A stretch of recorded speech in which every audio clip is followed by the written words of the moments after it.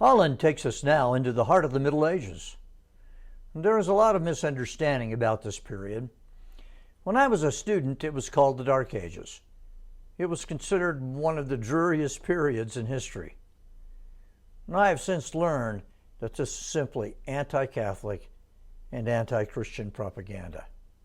The Middle Ages, from about 1000 to 1300 AD, was the most advanced period in the history of the world up to that point. It was economically the richest, it was politically the freest, it was scientifically and technologically the most sophisticated that had ever existed. It was when the greatest architectural masterpieces of all time were built, the great cathedrals of Europe. Holland chronicles the emergence of the greatest and most powerful culture in history. Chapter 9 is entitled Revolution, AD 1076. At the beginning of the 11th century, heresy once again raised its ugly head, and the church reacted against it. In fact, when a heretic was burned in Orleans, it was the first time in history it had happened. The heretics were reacting to obvious corruption in the church. Bishop Hildebrand, later Pope Gregory VII, attacked heresy, but also fought for the purity and power of the church. He demanded celibacy, not just of monks, but of the secular clergy as well. A secular clergyman was simply one who wasn't a monk. He was not at all secular in the way we use the word today. Ordinary parish priests were required to practice celibacy. What Gregory sought was, in Holland's words, a reformation. The biggest issue, the greatest of the age, and one of the greatest in Western history, was the tension between church and state. Who invested the clergy with their power and position? Was it king or was it church? Henry IV, the Holy Roman Emperor, called for Gregory to abdicate St. Peter's throne so that he, Henry, could replace him with someone more to his liking. Gregory responded with a world-shaking decision. He declared that Henry was bound with the chain of anathema and excommunicated him from the church.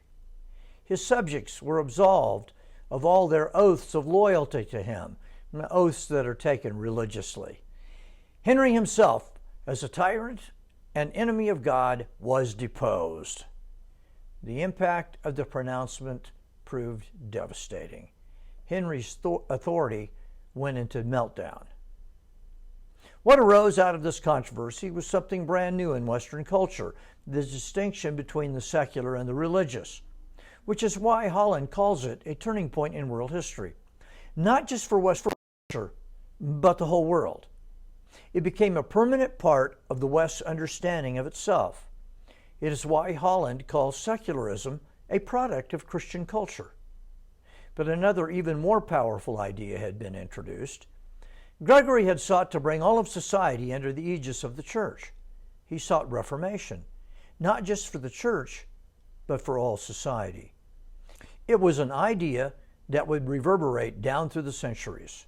Quote, "The Latin West had been given its primal taste for revolution." End quote. Many revolutions were to follow, not just in religion. In the second half of this chapter, Holland goes back to one of the prime causes of Gregory's revolution, the Cluniac Revival.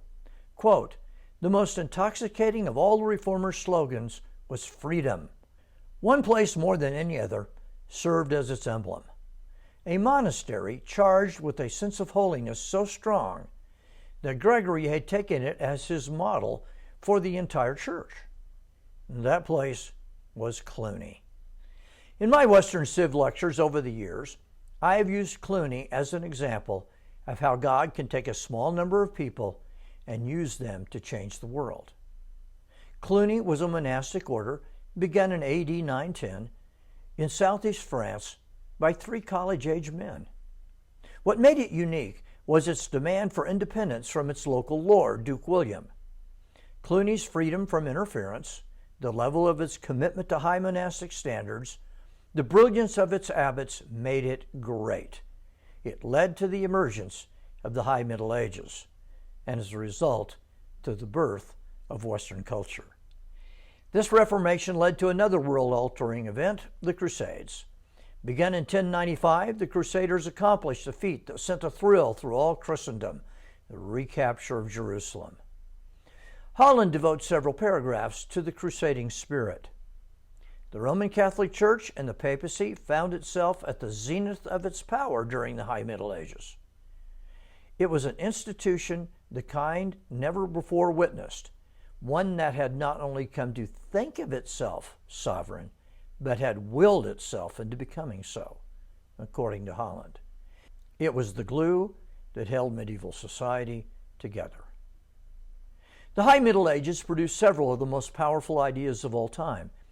It created something else the world had never seen, the university. Yes, universities themselves were the creation of the High Middle Ages. Another world-changing idea arose. All souls are equal in the sight of God, and only from this theological assumption could true justice arise. The concept of human rights began to take shape. And one more idea arose. This era produced giants like Peter Abelard, who devoted his life to promoting the concept that God's order was rational and governed by rules. This led naturally to the search for order in every discipline, including nature. What moderns call science was being created. To look for laws in nature was to honor the Lord God who formulated them. One of the greatest theologians of the age was Anselm, who wrestled with theories of the atonement. A distinctive order had arisen in the Latin West. Modernitas, its enthusiasts called it, the final age of time. The great thinkers of the High Middle Ages considered themselves the pinnacle of human civilization and accomplishment. And they were right, at least up to that time. Now think about it. The university, universal human rights, and science were all creations of the so-called Dark Ages. In our next video, we'll watch how Holland begins to explore further the great theme and the great accomplishments of the High Middle Ages.